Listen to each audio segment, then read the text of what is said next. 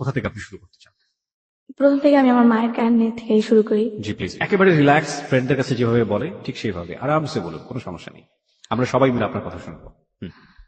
প্রথমে আমার আম্মু একজন ক্লিনিকের একজন আপনার বলতে পারেন ডাক্তার ছিল, নার্স। জি। তারপর আমার আম্মু আমার বাবার সাথে যেটা ছোট থেকে বিয়ে হয়, তখন আমরা ছোট ভাই বোন, আমি তখন যেটাকে বলে গর্বে ছিলাম। তারপর আমার আব্বুর সাথে আমার আম্মুর কিনে আর কি একটা মেয়ের সাথে যেটাকে বলে ফিজিক্যালি রিলেশন করতে গিয়া আমার আব্বু আমার আম্মুকে বিয়ে করে। আমি ঠিক ঘটনাটা বুঝতে পারিনি, আপনি যদি একটু আমাদেরকে ধীরে জিনিসটা বুঝিয়ে বলতেন। মানে আপনার আব্বুর কি হলো আমরা ঠিক বুঝতে পারলাম না। আর কি আমার আম্মুর সাথে আমার আব্বুর বিয়ে হয়। হওয়ার পর আমার আব্বু মাছ ধরতে গিয়া একটা মেয়ের সাথে ফিজিক্যালি রিলেশন হয়। মাছ ধরতে গিয়ে অন্য একটা মেয়ের সাথে আপনার আব্বুর শারীরিক সম্পর্ক হয়েছে। হ্যাঁ। হওয়ার পর গ্রামের লোকজন দেখে ফেলে, দেখার পর ওখানে আর কি বিচার বসায়, বিচার বসার পর আমার আব্বু ওই মেয়েটাকে বিয়ে করে। বিয়ে করতে বাধ্য হয়? হ্যাঁ, বিয়ে করার পর আমার আম্মু তো এগুলো সহ্য করতে পারে না।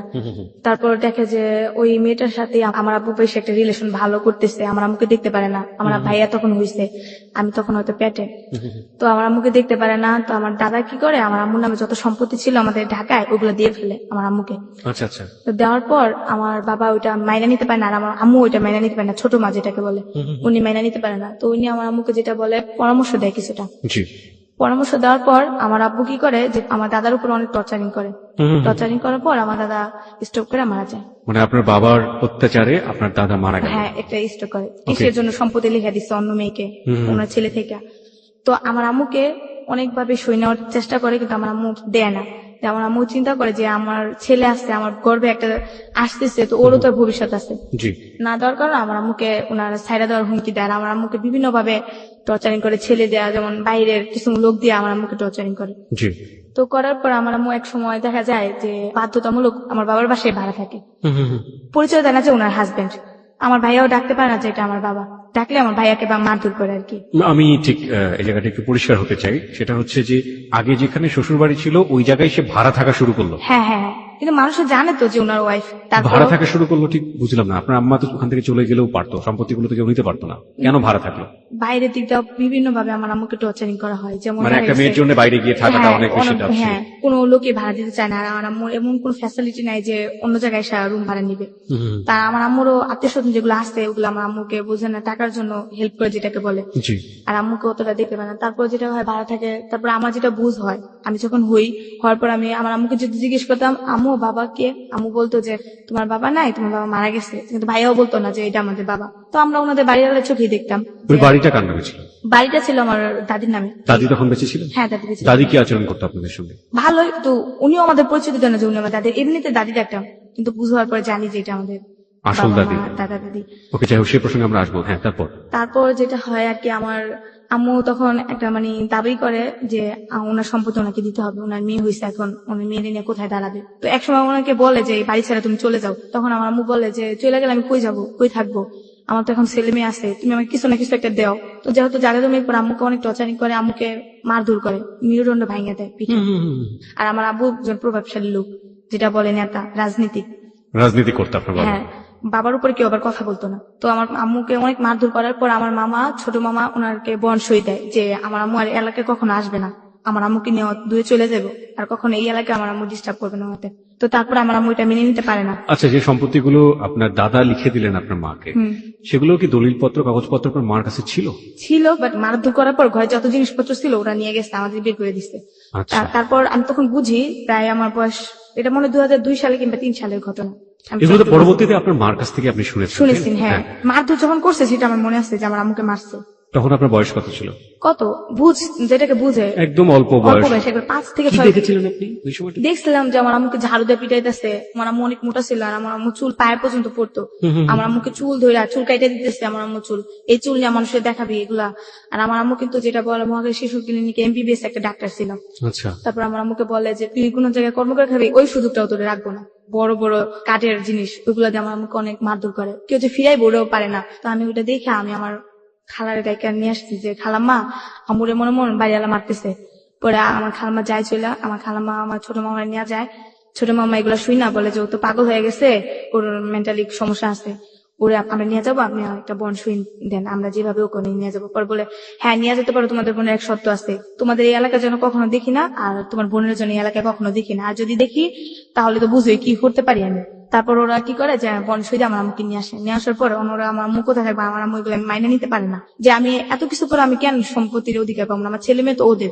তো আমার আম্মু কি করে থানার সাহায্য নেয়, থানার লোকরা আসে, তো আমার আব্বু কিছু টাকা দেয় ওনাদেরকে, আমি যেটা শুনছি আমার খালাম্মার মুখে থেকে। টাকা দেওয়ার পর চলে যায় পুলিশেরা, আর এটা নিয়ে বেশি একটা ঘাটাঘাটি করে না, বলে যে তুমি এগুলো করো না, তোমার সমস্যা করতে পারে, আমরা তোমাকে সবসময় পাহারা দিতে পারবো না, দেখা গেছে তোমার হাজবেন্ডের লোক এসে তোমাকে ডিস্টার্ব করতে পারে, তখন কি করবা। তো আমার যেটা সৎ মা উনি আমার আম্মুকে ডাইকা নিয়ে যায়, নিয়ে আমার আম্মুর সাথে ভালো কথা বলে, হ্যাঁ তোমাকে জায়গা জমি এগুলো আমি ব্যবস্থা করে দেবো, তোমার কোনো সমস্যা হবে না। তো উনি কি করে যে কিছু তাবিজ তোমার যেগুলো বলে পাগল করার মতো কিছু, ওগুলো আমার আম্মুকে খাওয়াই দেয় মাংসের সাথে।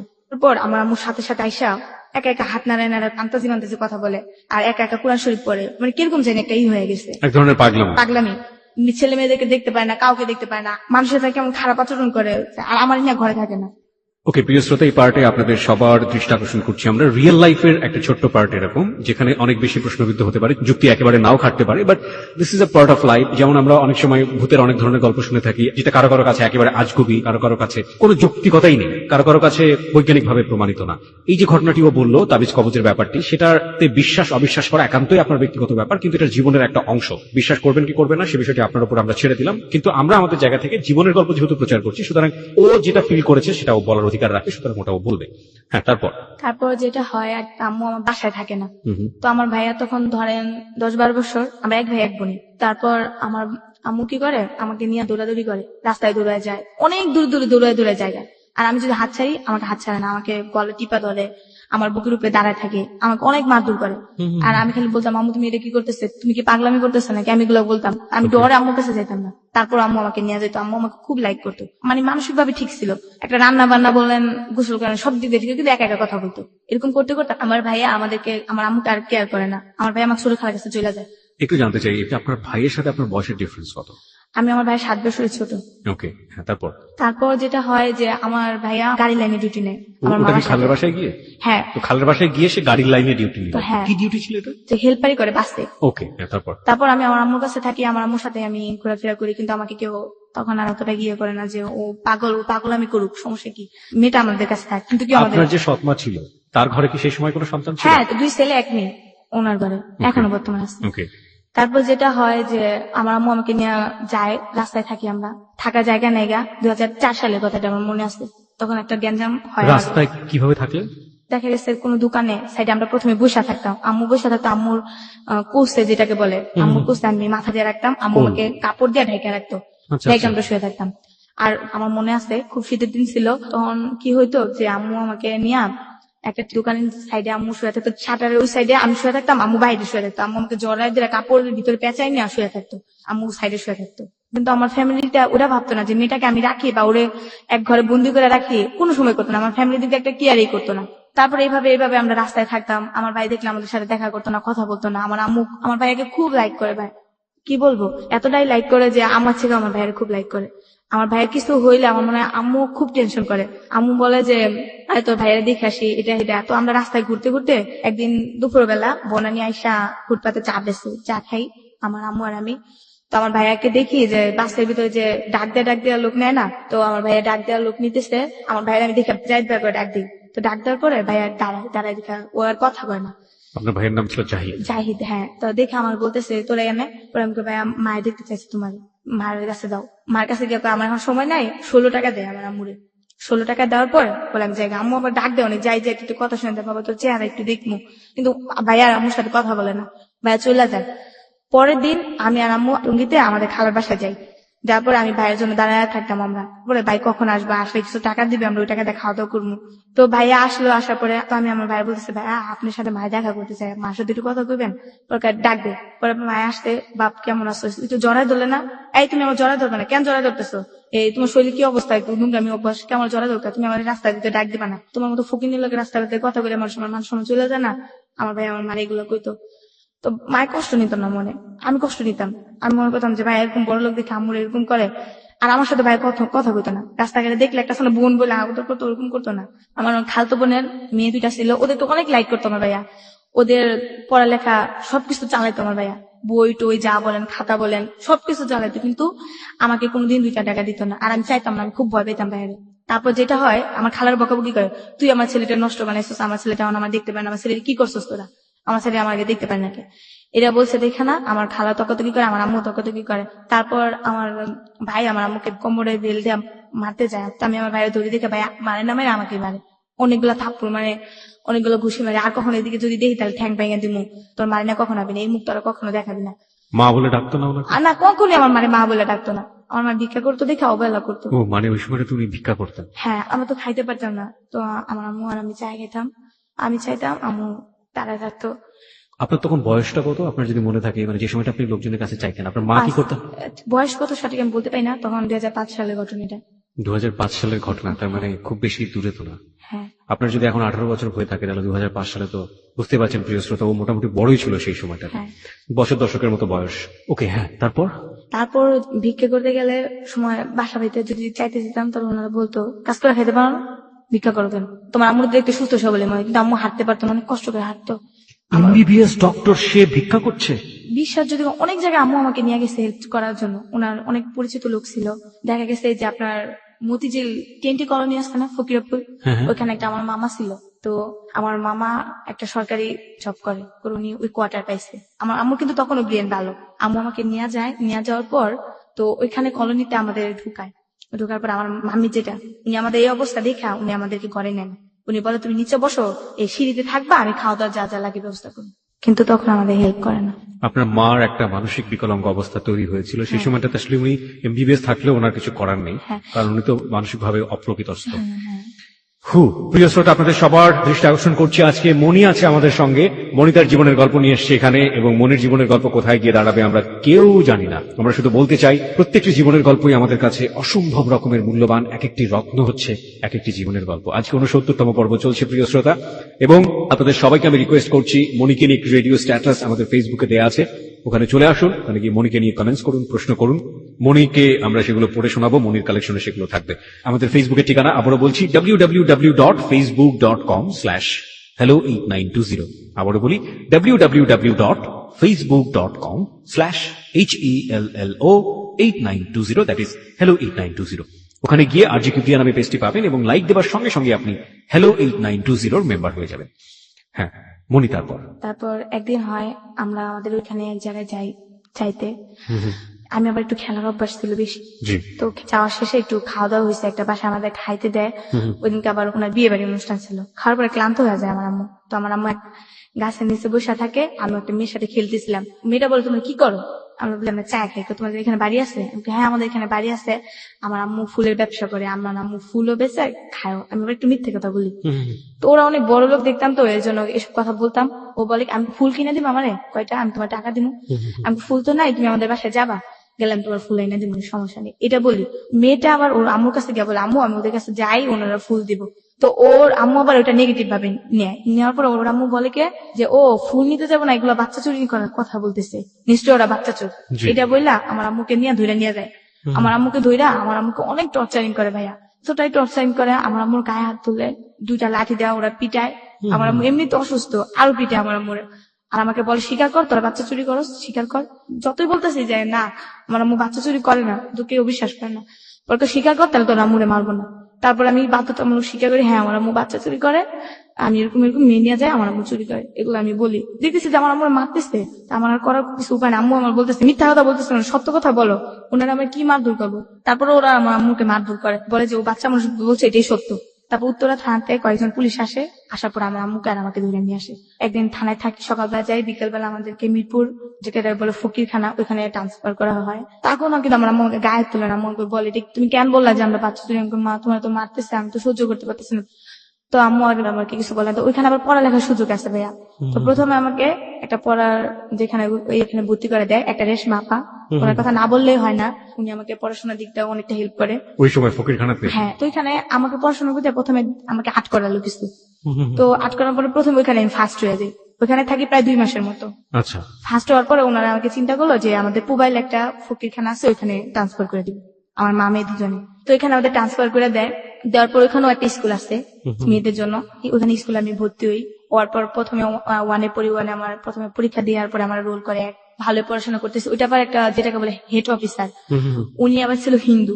তো জি। উনার মেয়েটাই নাকি দেখতে বলে আমার মতো ছিল, তো মেয়েটা নাকি বলে মারা গেছে, তো আমাকে খুব লাইক করতো আচ্ছা, সবার থেকে। মানে ওখানে নাহলে 9-10 হাজার লোক ছিল। ভিক্ষুক। হ্যাঁ, মানে ওখানকার একটা আমল ছিল যেটা ভিক্ষুক ধরে ধরে নিয়ে নেওয়া মানুষের ভালো করার জন্য ইয়ে করতো, যে বাইরে থেকে খেলোয়াড় নাকি আসবে তখন ভিক্ষুক ধরে নিয়ে যেত, ওকে। ওরকম করতো।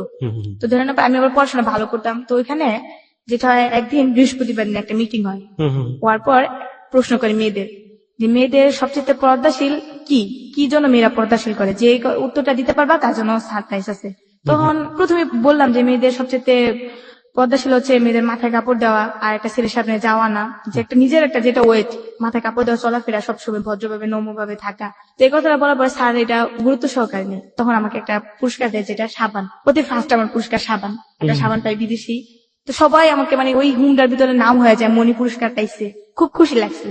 ওকে। তারপর ওইখানে আবার 16 ডিসেম্বর দিন খেলা হইতো, সবগুলা খেলায় নাম দিই। তো আমি বিস্কুট খেলাতে প্রথম হই, ছবি আর্ট করাতেও প্রথম হই, আচ্ছা, আবৃত্তি পাঠ করাতে আমি সেকেন্ড হই, তারপর আপনার গান করাতে সেকেন্ড হই। আচ্ছা। 4টা পুরস্কার একসাথে আনি, আমার পুরা ইয়েটাই একবারে নাম হয়ে যায়, মনি পুরস্কার পেয়েছে। তার মানে আপনার বোঝা যাচ্ছে যে আপনার শৈশবটা প্রচন্ড রকম ভাবে ভালো কাটার একটা জায়গাতে আপনি চলে গেলেন। হ্যাঁ, কিন্তু ওইখানে ভালোই তো ওনারা আমাকে দিতে চাচ্ছিল না, তখন আমি চিঠি উঠে যাই। আচ্ছা। তো উঠানোর পর এর ভিতরে আমার একটা অসুখ হয়ে যায়, ওই ঘুমের ভিতরে, ওইখান থেকে কিন্তু বের হওয়া যায় না, এই ভিতরে সবকিছু ওখান থেকে বের হতে বের হতেই দেয় না। ওইখানে আবার হাতের কাজ চলে, শাড়ি, বিভিন্ন ডিজাইন, ফতুয়ার কাজ, এগুলো চলে। আমি আবার ফতুয়ার কাজ করতাম। ওইখান থেকে আপনাদেরকে এগুলো করে নেওয়া হতো। হ্যাঁ হ্যাঁ, করে বিনিময়ে নিয়ে আপনাদেরকে কি দিত? খাবার। টাকা দিত না, টাকা খাবার দিত? তো আছেই, টাকা দিত। তো আবার বাজার ওইখানে- করতে হলে আপনি কোথায় যেতেন? আমরা বাজার করবো, ওইখানে একসাথে রান্না করে সবাই সিরিয়াল ভাবে দিত। আচ্ছা, টাকাগুলো কি করতেন আপনার? আর আমরা যে টাকা, ওই টাকা হাতে রেখে দিতাম। তারপর দেখা যাচ্ছে একটা দোকান আসছে আপনার, ওখান থেকে কি কেউ ভালো হয়ে তাকে ছেড়ে দিত পরবর্তীতে? না, ভালো তো হইতেই দিত না। যেমন আপনাকে ধরে নিয়ে গেছে, হুম। তো আপনার একজন আত্মীয় স্বজনের মাধ্যমে আপনাকে আসতে হবে ওইখান থেকে। হুম। ওইখান থেকে আপনার হেড অফিসে যাইতে হবে তেজগাঁ থেকে আপনার বন সই কইরা ওইখান থেকে ছাড়াই নিয়ে আসতে হবে আত্মীয় স্বজনের মাধ্যমে। আর যদি মেয়ে থাকে, দেখা গেছে মেয়েদেরকে আপনার বড় একটা ভালো চাকরি দিয়ে শেষ পর্যন্ত বিয়ে বের করে দিবে। তারপর আমার আম্মু একটা প্রচন্ড রাখার ওষুধে পড়ে যায়, পাতলা পায়খানা যেটাকে বলে। ওই পরে আমার আম্মুকে ডাক্তারে নেওয়া ট্রিটমেন্ট করা হয়, কিন্তু আমার আম্মু ভালো হয় না। তারপর আমার আম্মুকে কি করে, জিজ্ঞেস করে যে তোমার কেউ আছে নাকি, আমার আম্মুকে ঠিকানা বলতে বলে। আমি বলি আমার আম্মু ততটা ইয়ে নেই, আমার চট্টগ্রাম আছে, আমি বলছি টঙ্গী, যেটাকে একটা ঠিকানা আছে নিরসপাড়া বললাম। বলার পর উনি ওই ঠিকানা অনুযায়ী আমার খালাম্মার বাসায় গেল। আমার খালাম্মা এই 2 বছরের ভিতরে নাকি অনেক বিশ্রাইছে আমাদের, বাট কোনো খবর পাই নাই। তো যখন আমার খালাম্মা শুনছে, তখন আমার খালা আর আমার মামি আসছিল। তো আসার পর আমার খালা মামি এসে আমার দেখছে যে আমার আম্মু খুব অবস্থা খারাপ। ও এর ভিতরে যেটা হয়, আমার আম্মু একদিন ড্যানিস খেতে চায়। তো ড্যানিস কি? ড্যানিস খাবার একটা জিনিস, ওকে, হোয়াটএভার ইট ইজ, একটা এক ধরনের ফুড। হ্যাঁ ওটা খাইতে চায়। তখন আমার কাছে টাকা নাই, আমার আম্মু খাবার দেখে আমার খুব কান্নাকাটি লাগতেছিল যে আমার আম্মু খাইতে চাইছে, বাঁচবো না মরবো কোনো ঠিক ঠিকানা নেই। তো আমার আম্মুকে চিরা পানির উপরে রাখতো, মানে এর বেশি কিছু খাইতে পারতো না। তো আমি কি করি, তখন আমি হাতে কাজ করি, হাতে কাজ করার পর এক ধরনের মিশিং এর কাজ ওইখানে আসে, মিশিং এর নতুনই আমি কাজ করি। তো ওই দিন 2টা পিস করার পর আমার হাতে নিডেল ঢুকে যায়। নিডেল ঢুকার পর ওই হাতে আমার অনেক জখম হয়, মানে এতটাই রক্ত হয় যেটা বলার বাইরে। তো ওইখান থেকে আমি প্রায় 200 টাকা পাই। 200 টাকা পাওয়ার পর ওই টাকা দিয়ে আমার আম্মুর জিনিস গুলো কিনে আনি, কিছু ওষুধও কিনি। তাই ওষুধ কি, যেমন বাইরে কিছু স্টাফ আছে, স্টাফদেরকে বললে উনি বাইরে থেকে জিনিস আইনা দেয়। আচ্ছা। তো স্টাফদের কিছু ঘুষ দিতে হয়। তো স্টাফদের বলছি, বলার পর স্টাফরা অনেক কিছু আনছে। আনার পর আমার খালা মামি ওরা দেখতে আসলো। তো আসার পর আমার মামির দেখে তো আমি খুব মানে হয়ে গেছে, আমার একটা আত্মীয় স্বজন আসছে। তো ওরা বললো যে আপনাদের বোন নিতে পারেন, কিন্তু মেয়েকে আমরা দিব না। তো বললো কেন? কারণ মেয়েটা অনেক ভালো স্টুডেন্ট, এই মেয়েটার ভবিষ্যৎ আমরা নষ্ট হতে দিব না। কারণ আপনারা যেটা শুনছি, ওর বাপ মা কেউ নাই, মা থেকেও নাই, মা একজন অসুস্থ, জানি না কি করবে মেয়েটার বয়সে। তো আমরা চাই ওকে দিব না, ওকে আমরা ভালো কোনো জবে দিয়ে দিব, আমরা মেয়েটাকে দিতে পারবো না। তো আমার আম্মু বলে আমার মেয়ের স্যার আমি কখনো যাবো না, আমার মেয়ে বাঁচতে হলে মা মেয়ে একসাথে বাঁচবো, আর মরতে হলে আমরা মা মেয়ে 2জনই মরবো। আমাকে ছাড়া তো আর আমার মাকে বাঁচানো সম্ভব না, একমাত্র আমি আমার আম্মুকে দেখি। তো আমার খালারা বললো যে না দেখেন স্যার, ওনার তো শেষ সম্বল ওনার মেয়েটাই, তো একটা দেখুন একটা ইয়ে করেন। তো স্যারের আমাকে দিতে চায়নি, কারণ ভালো একটা স্টুডেন্ট, স্যারেদের একটা খুব ভালো একটা ইয়ে হয়ে এই গেছে। যে ফকিরখানার বর্ণনাটা আপনি দিচ্ছেন, এই ফকিরখানাটা কোথায়? এটা পুবাইল চৌধুরী পাড়া। পুবাইল চৌধুরী পাড়াতে এটা একটা ফকিরখানা? হ্যাঁ এটা কি সরকারি? হ্যাঁ হ্যাঁ সরকারি। ওকে। তারপর যেটা হয়, পরে আমার আম্মুকে, তারপর ওরা তেজগাঁ যায়। এই ফকিরখানার নামটা কি আপনার মনে আছে? আমি ফকির, হ্যাঁ নামই চৌধুরীপাড়া ফকিরখানা, হ্যাঁ চৌধুরীপাড়া ফকিরখানা। হ্যাঁ। ওকে। আর তারপর আমার আম্মু আর আমাকে নিয়ে আসে ওইখান থেকে, একটা ট্যাক্সিটা ওরাই ভাড়া করে দেয়। তারপর ওরা বলে, দেখেন মেয়েটার ভবিষ্যৎ নষ্ট হইতে দিয়েন না, যদি কোনো সমস্যা পড়েন আপনারা আমাকে জানাবেন, আমরা মেয়েটা যা কিছু করার করবো, তারপর মেয়েটার ভবিষ্যৎ নষ্ট হইতে দিয়েন না। তারপর যেটা হয়, রোজার মাস আমার আর আমার আম্মুকে ট্যাক্সি কাপ করে আমাদের নিউজ করে আনে। তো রাখবে কোথায় আমাদের? খালা একজন আপনার ছেলে নিয়ে থাকে, আমার ভাইয়াও থাকে, 2 ছেলে নিয়ে ধরতে গেলে থাকে। তো ওইখানে আমাদের উঠালো। আমার আম্মু তো প্রায় বিছনায় পড়া। তো আমার আম্মুকে মানে বাঁচার কোনো কায়দাই নেই আমার আম্মু।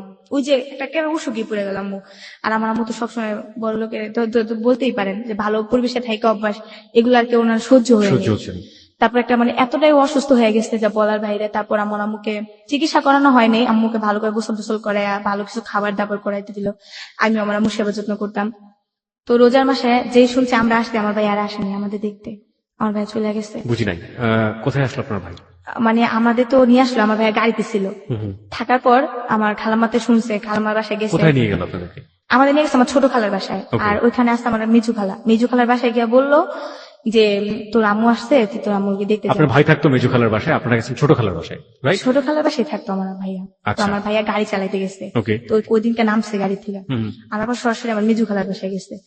মেজু খালার বাসায় যাওয়ার পর মেজু খালা বললো যে এমন এমন তোর মা আসতে, এমন এমন আমরা এমন জায়গা থেকে আসছে।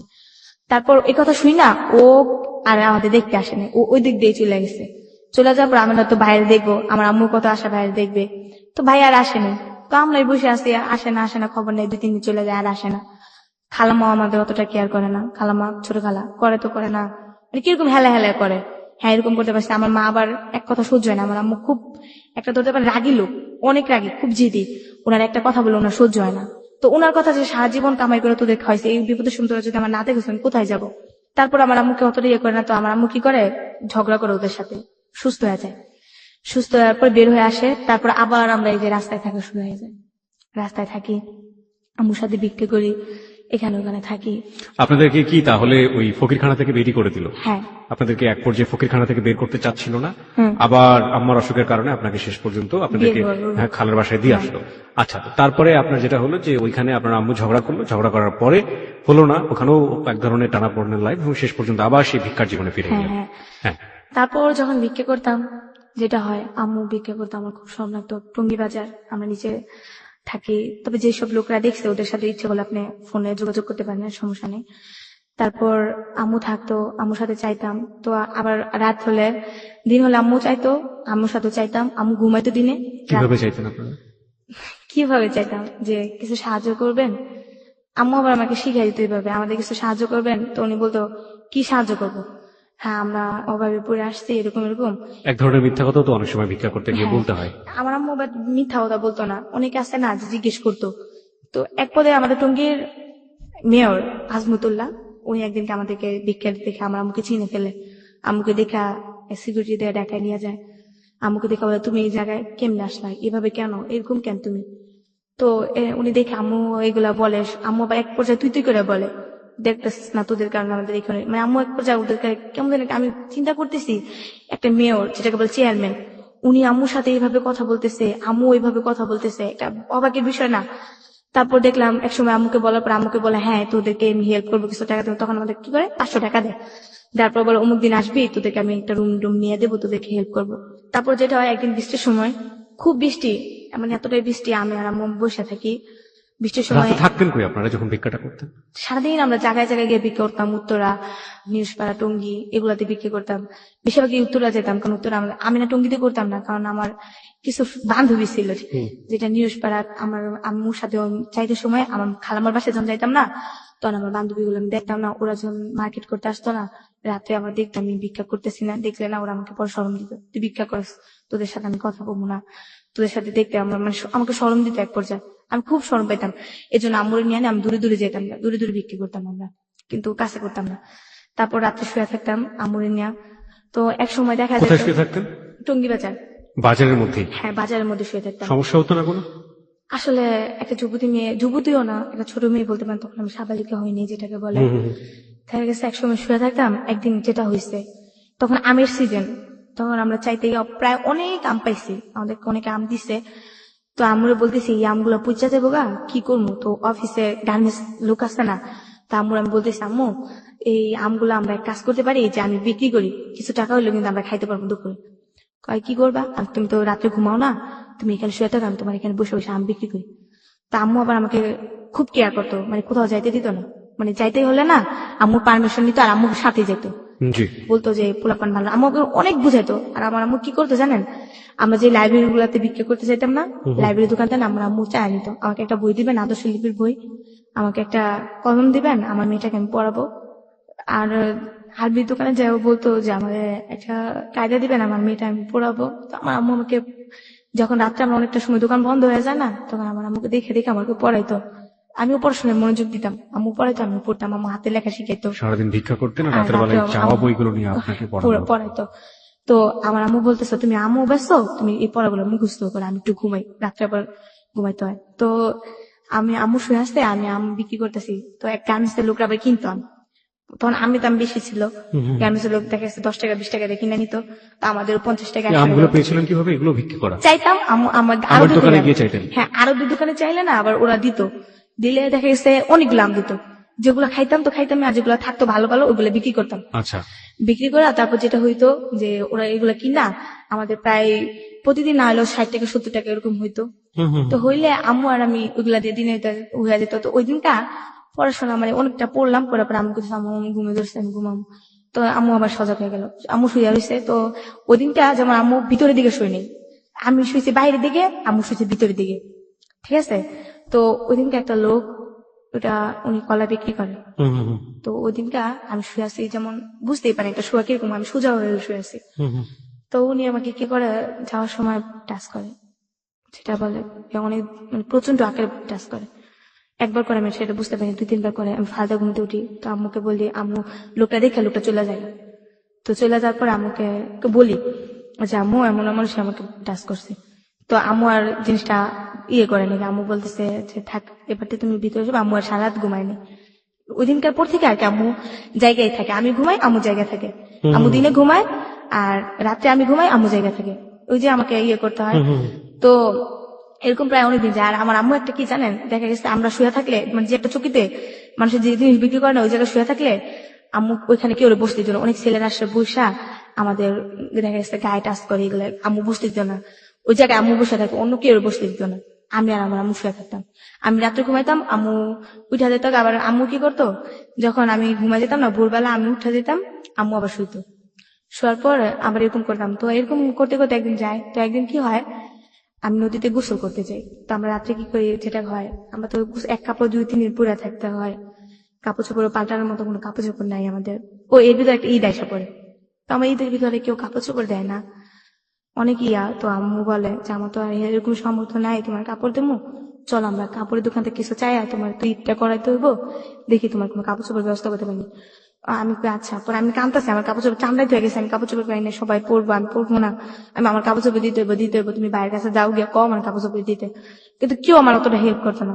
তারপর যেটা হয়, আমি মার্কেটে আমরা চাইতাম, মার্কেটে আমার থেকে ওইখান থেকে ড্রেস আপ দিত, এক সেট ড্রেস আপ দিলে, তো ড্রেস আপ কিনতে যাইতাম। ঈদের দিন আমার খুব ভালো লাগতো ঈদের দিন, কিন্তু আমাকে বকশিস কেউ দিত না, যে সালামি যেটা ওটা কেউ দিত না। আমার আম্মুকে সালাম করতাম, আম্মু তো এমনি আমাকে 20 টাকা 30 টাকা খাইতে দিত, তারপর ওই দিনকে সালাম করলে 20 টাকা 30 টাকা দিত। ওই দিনকে আম্মু আমাকে হাতে রাখতো না, কিন্তু আম্মু কোথাও বসে থাকতো, আমি দিন সারাদিন ঘুরতাম আমাদের এলাকা দিয়া, যেটা নিউজপাড়া ঘুরতাম। তো ওই দিনকে কি হয়, এক রোজারি আমার খালাতো বোনেরা দুলাভাইরে সালাম করে, তো আমার দুলাভাই ওদেরকে 30 টাকা করে দেয়, 60 টাকা দেয়। তোরা বলে আব্বু আমি যাই। তো এই জিনিসটা দেখা ওর খুব কষ্ট হয়, যে আজকে আমার বাবা থাকলে হয়তো ওইভাবে বলতে পারতাম না তখনও যে- কি আপনি জানেন যে আপনার বাবা উনি? না, আমার আম্মু তখনও বললে আপনি জানেন আসলে না? যে আমার বাবা নেই, তখনও বাবা- বলেনি আপনাকে যে আপনার না, বাবা নাই? নাই। ওকে।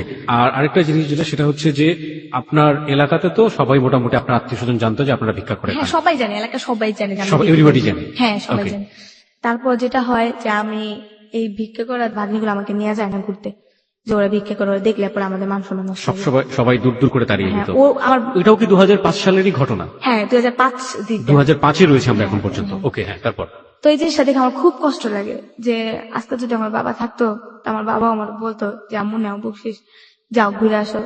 তারপরে আমি আমার বান্ধবীর সাথে, আমার কিছু বান্ধবী ছিল এমনিতে কথাবার্তা বলতাম, ওদের সাথে ঘুরতে মুরতে যা, আবার রাত্রেবেলা আয়সা বসে আম্মুর কাছে, আয়সা আবার আমরা রাস্তায় থাকি।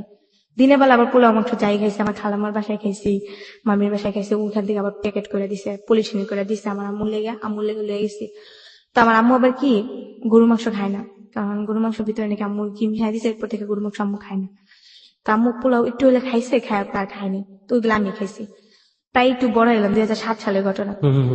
বউবাজার আমরা বিক্রি করতাম, তো একটা যেটা বলে খ্রিস্টান স্কুল, চায়নার কোরিয়ানের মেয়েরা আছে না, তো ওইখানে থেকে ওই মেয়েরা যেমন একটা স্কুল দিছে, উনাদেরকে গরিব দুঃখী মানুষদেরকে খাওয়ায় এবং ওইখানে পড়ায়। তো ওইখান থেকে একটা লোক আমরা চাইতে গেছি, তো ওই লোকটা আমার আম্মুরে বলতেছে, তুমি কি করো, তুমি পড়াশোনা করো? আমি বলি না, আমি পড়াশোনা করি না। পরে বলতেছে, পড়াশোনা করো না? আমি বলি না। পরে আমার আম্মুকে বলতেছে, আপনি মেয়েকে পড়াশোনা করাবেন? তো আমার আম্মু বলতেছে, আমাদের গরিবের আর পড়াশোনা, খাইতেই পারি না আর পড়াশোনা। তো বলতেছে, আপনি মেয়েকে যদি পড়াশোনা করেন তবে আমি কিছু হেল্প করতে পারি। পরে বলতেছে, কি হেল্প? পরে স্কুলটার কথা বললো, স্কুলটা আমাদের এলাকার ভিতরে, নিরসপাড়া দিকে। তো আমরা বললাম হ্যাঁ। তো আমিও রাজি হইলাম। আম্মু প্রথমে রাজি হয়নি, যে পড়ালেখা করলে আমার চাইবো কি, খামু কেমনি, এগুলো বললো।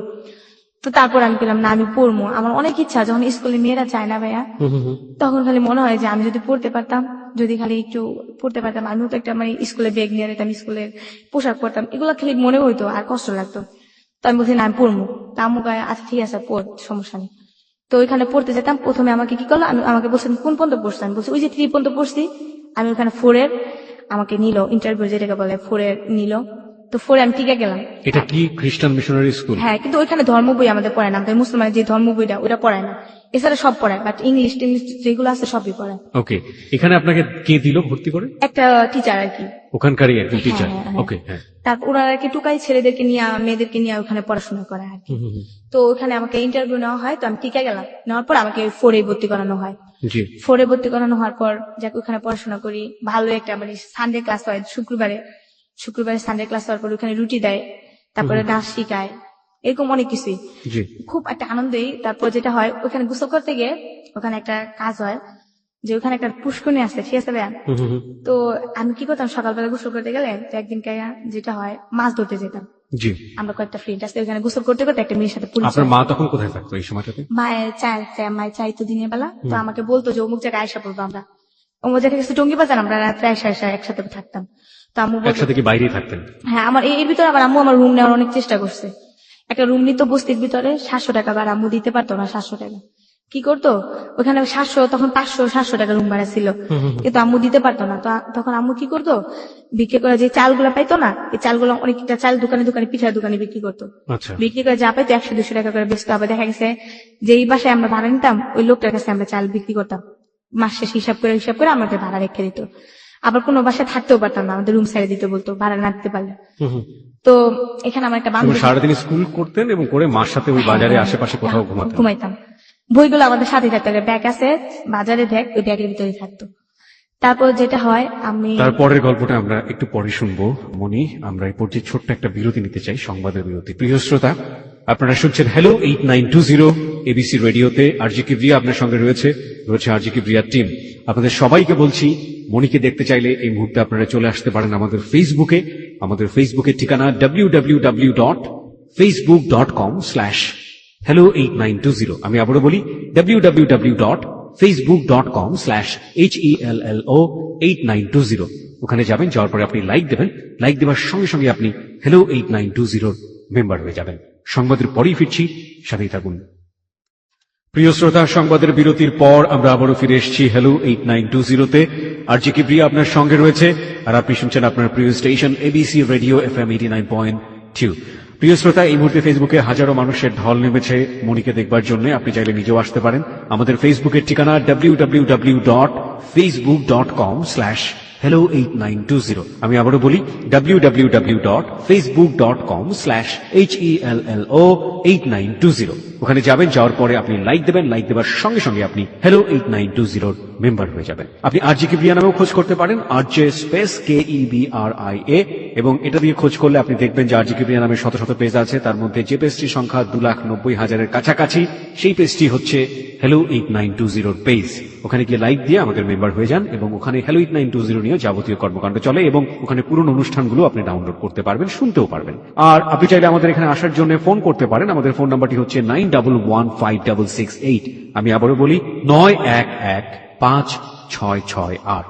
প্রথমে ফোন করবেন, ফোন করার পর আপনার নাম এবং আপনার সেল নাম্বার, যে নাম্বারে যোগাযোগ করলে আপনাকে আমরা পাবো, সেই নাম্বারটি স্পষ্ট করে ধীরে ধীরে বলবেন আপনার জীবনের যে গল্পটি সেটা খুব সংক্ষিপ্ত করে 2 মিনিটে, এবং তারপর বলবেন আপনার সঙ্গে যোগাযোগ করতে আমাদের টিম মেম্বার শাকিল আপনার সঙ্গে যোগাযোগ করবে। আমরা আবারও চলে যাচ্ছি মনির কাছে। হ্যাঁ মনি, তারপর একদিন নদীতে মাছ ধরতে যাই ফ্রেন্ডরা মিলা। মাছ ধরতে গিয়ে যে ওই লোকটা আমাদের ধরে ফেলে যে তুমি সবসময় মাছ চুরি করো এটা।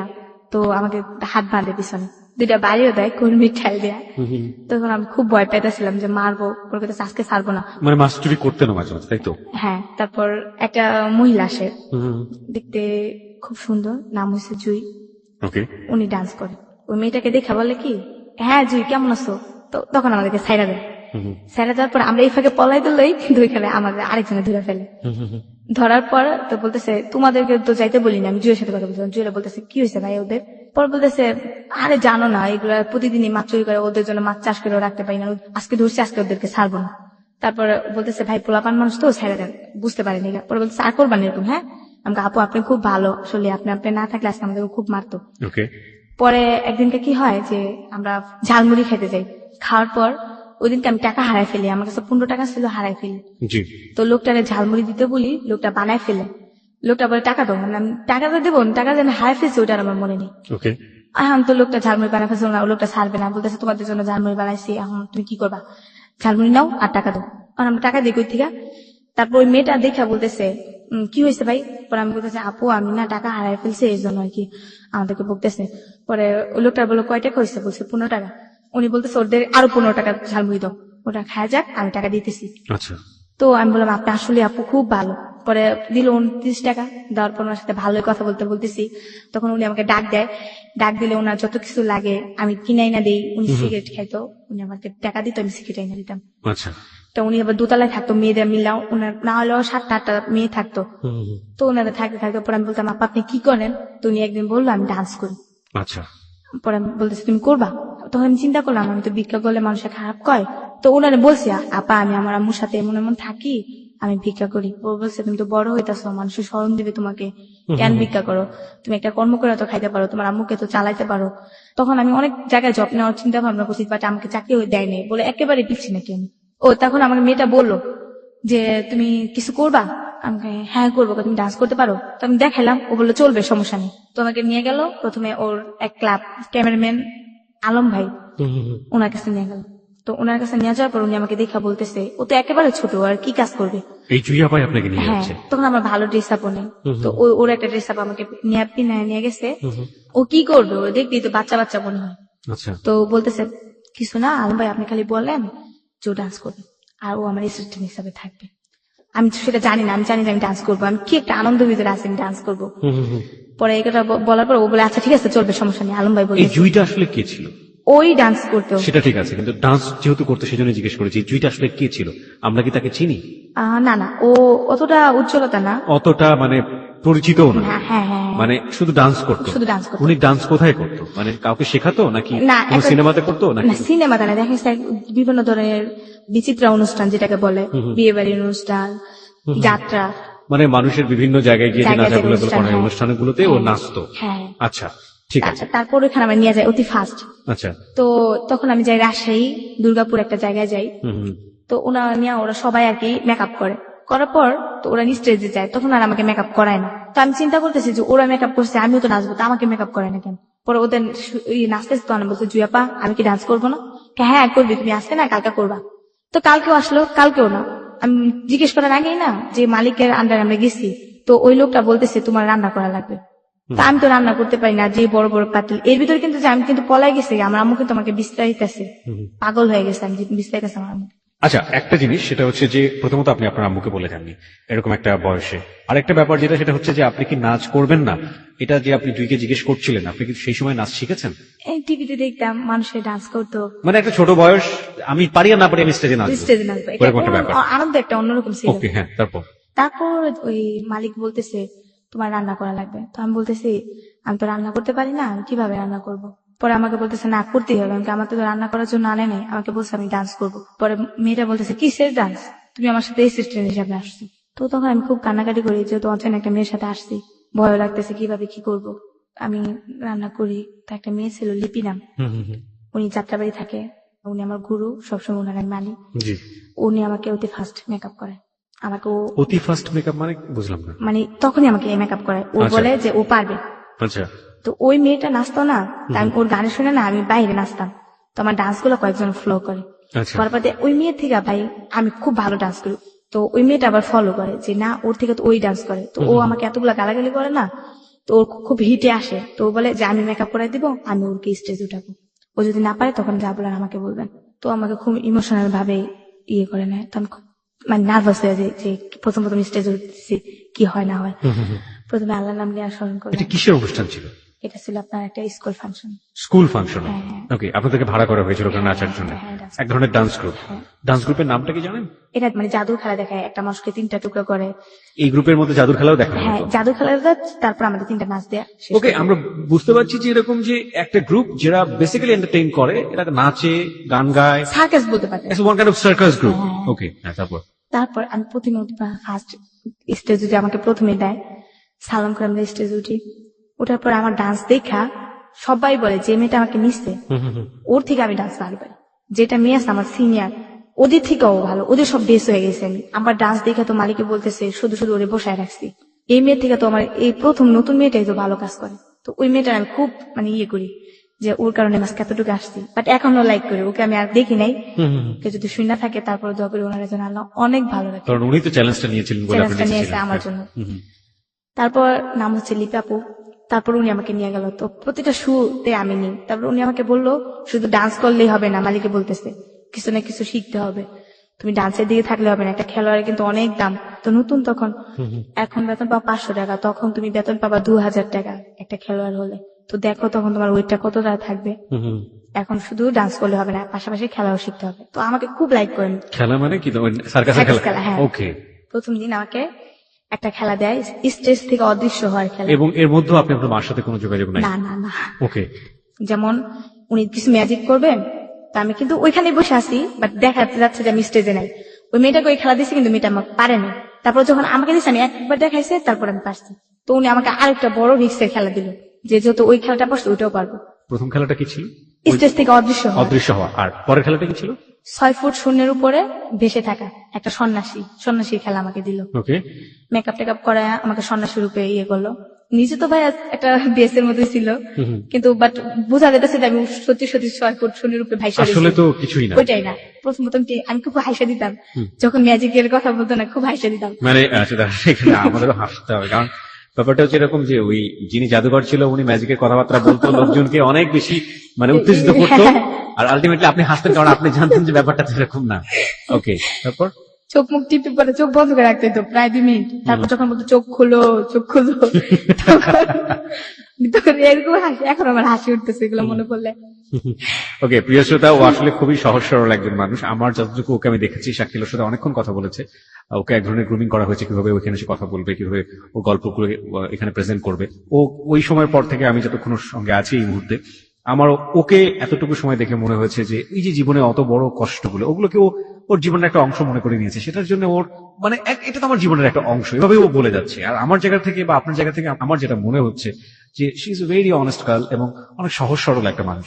আমি সবাইকে একটু দৃষ্টি আকর্ষণ করতে চাই, মনিকে নিয়ে যদি আপনার কিছু বলার থাকে এবং আপনি যদি কোনো কমেন্টস করতে চান, প্রশ্ন করতে চান এবং ওকে দেখতে চান, তাহলে চলে আসতে পারেন আমাদের ফেসবুকে। আমাদের ফেসবুকের ঠিকানা www.facebook.com/hello8920। আমি আবারও বলি www.facebook.com/hello8920। ওখানে যাবেন, যাওয়ার পর আপনি লাইক দেবেন, লাইক দেওয়ার সঙ্গে সঙ্গে আপনি hello8920 মেম্বার হয়ে যাবেন। হ্যাঁ মনি, তারপর কি হলো জাদু? তারপর জাদুটা ভালোই খেলাধুলা পারলাম। এখন আমি আগে প্রথম নাচতাম, ওই মেয়েটাকে দেয় আগে, আমাকে দেয় 3 নম্বরে। মানে যারা ভালো পারে তারা পরে করবে। হ্যাঁ, আমি হেড ডান্সার হয়ে গেলাম। বাহ বাহ। এর ভিতরে আপনার একটা কথা বলি নাই, নদীতে গোসল করার সময় একটা ছেলে বাইরে থেকে আসে, তো আসার পর লোকটা আমাকে প্রায় ফলো করে, আমি কিভাবে লাভ দেই নদী থেকে, কিভাবে চঞ্চলতা করি, কিভাবে দৌড়াদৌড়ি করি, প্রায় ফলো করতো যে লোকটা। তো ওই লোকটার বিষয়ে আর কি অতটা ইয়ে করতাম না, তো আমি তো ওইখানে চলে আসলাম। যেটা তারপর ভালো একটা ইয়ে করতেছি। তারপর যেটা হয়, একদিন আমরা ইয়াতে যাই আপনার রাজশাহীর দিকে মিঠাপুকুর, ওকে, একটা শুক্রহাট একটা জায়গার নাম, ওখানে একটা সার্কাস হয়। ওখানে তখন নায়িকা আনে, ময়ূরীকে আনে, তারপর আপনার অমিত হাসানকে আনে। আনার পর ওখানে তো আমি হেড ডান্সার হিসাবে পরিচিত। তো আমার নামটাও ঘোষণা করা হয়, এমন এমন মনি টনি আসবে এরকম কিছু বলে। তারপর আজানের সময় মাইক সারে, ওইখানে একটা মসজিদ ছিল, ওখানে মানুষরা খুব ভালো, সবকিছুতেই ভালো। তো ওইখানে মানে হুজুররা খেপা যায়, খেপার পর তখন আবার নায়িকারা যেহেতু আসছে আমাকে ফার্স্ট ডান্স করতে বলছে, তুমি ছোট মানুষ, তুমি আগে ডান্স করে আসো। তো সাউন্ড সিস্টেমের একটা ছেলে, আজাদ নাম, ওর কথা না বললেই হয় না, ও আমাকে লাভ করতো, সেটা আমি বুঝতে পারতাম না। ওকে। তো তখন আমি ডান্স করতেছি, লোকজন ভালোই হয়েছে, টিকিট টিকিট কাটে আসছে। ডান্স করার সময় হঠাৎ করে কেমন জানি একটা বোতল আছে না, ওইটা আমার দিকে ফিক্কা দিল কে জানি। তো দেওয়ার পর আমি অতটা খেয়াল করিনি, তারপর আমি ডান্স করতে আসছি। সাউন্ড সিস্টেমের লোকটা আমাকে ইশারা দিয়ে বলতেছে তুমি চলে যাও চলে যাও, উপরে ভাঙচুর হইতেছে, তারপর আমি খেয়াল করিনি, আমি যাইতাছি যাইতাছি। তারপর ডান্স করার পরে একটা লোক একটা বোতল দেয়া আমার চেহারার ভিতরে মারে, ওইটা আমার একটা পুরোপুরি কপালে লাগে, অনেকটা রক্ত হয়। যখন লাগে কপালে আমি থেমে দেখি, চায়া দেখি যে পুরা লোক ঢুইকা টিন টুন ভাঙচুর, লোকজন যাইতাছে এটা। ওইখানকার কমিটিরাও মনে করেন যে মেয়ে নিয়ে টানাটানি করতেছে, মেয়ে নিয়ে জঙ্গলে নিয়ে যেতেছে। আমি তো তোকে পোলাপান মানুষ, কিচ্ছু বুঝি না। তারপর যেটা হয়, পিছনে কিছু ঘটনা রেখে আসছি, এখনো মনে পড়ছে। জি বলুন বলুন। এর ভিতরে আমি কিছু ফ্রেন্ডের সাথে আমার দেখা হয়, আমার কিছু বান্ধবী। আমি যখন রাস্তায় থাকতাম, কুতুর খেলতে খেলতে ওদের সাথে পরিচয় হয়, 3টা বান্ধবী। পরিচয় হওয়ার পর ওই বান্ধবীরা আমাকে বলে যে এইভাবে কতদিন ওরা আবার খারাপ ছিল ভাইয়া, যেটা খারাপ মানে কি বোঝাচ্ছেন? খারাপ কাজ করতো, মানে এক ধরনের প্রস্টিটিউশন। হ্যাঁ ওকে। ফিজিক্যালি রিলেশন করতো। তো ওইটা আমি আবার জানতাম না। তো ওরা খুব টাকা ভাঙতো, এতটাই টাকা ভাঙতো, আমাদের ঝালমুড়ি হয়তো আমাকে টাকা পয়সা সব দিতে হেল্প করতো। আমার আম্মুর সাথে রাস্তায় থাকতাম, শরম করতো, মাকে না বইলা বইলা ওদের সাথে রাত্রে থাকতাম। কোথায় থাকতেন? ওদের বাসা ছিল? ওদের বাসা আবার কেমন, 2টা মেয়ে 3টা মেয়ে একসাথে থাকতো, ওদের সাথে রাত্রে থাকতাম। এর ভিতরে ওর সাথে তো রিলেশন হয়। এই কয়েকদিন আগে আবার আমার আম্মুর সাথে যখন আর কি আমি চা খেতে যাই, একটা মেয়ের সাথে পরিচয় হয়, মেয়েটার নাম মিতু। তো মেয়েটা আমার সাথে দেখা, মেয়েটার আমার সাথে কিছু কথা বলে, আমিও বলি